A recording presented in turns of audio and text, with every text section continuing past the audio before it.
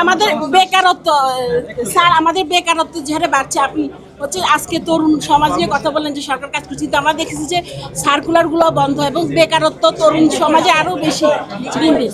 আমরা ইতিমধ্যে আমাদের যুব ক্রিয়া মন্ত্রণালয় থেকে আমাদের যে সার্কুলারগুলো একটি একটি করে যাচ্ছে, ইতিমধ্যে 2টি সার্কুলার দিয়েছে এবং পর্যায়ক্রমে আরও অনেক সার্কুলার আসবে, যার মাধ্যমে আমাদের যে লক্ষ্য এবং আমাদের বর্তমান সরকারের যেটি প্রধান লক্ষ্য রয়েছে যে কর্মসংস্থান নিশ্চিত করা। এবং আমাদের একটি প্রজেক্টের কথা আমরা এখানে বলেছি যে আর্ন প্রজেক্ট।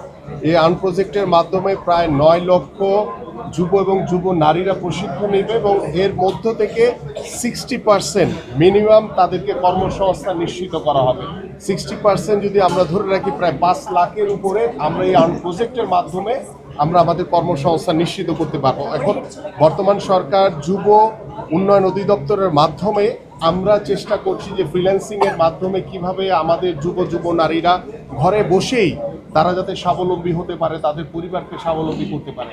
এবং আপনারা দেখেছেন যে রিসেন্টলি আমরা 64টি জেলায় ফ্রিল্যান্সিং কর্মসূচি উদ্বোধন করেছি। আমরা এআই প্রযুক্তি ব্যবহারের যে আর্টিফিশিয়াল ইন্টেলিজেন্সির যে প্রযুক্তি ব্যবহারের মাধ্যমে কিভাবে আমাদের যুব নারীরা উপকৃত হতে পারে সেই বিষয় নিয়ে আমরা ইতিমধ্যে 64টি জেলায় কার্যক্রম শুরু করেছি এবং আর্ন প্রজেক্ট থেকে শুরু করে এবং আমাদের অনেক বেশ কিছু পরিকল্পনা রয়েছে যা আমাদের আগামী যুব এবং যুব নারীকে স্কিল ডেভেলপমেন্ট করে তাদের কর্মসংস্থান নিশ্চিত করবে ইনশাআল্লাহ। Thank you.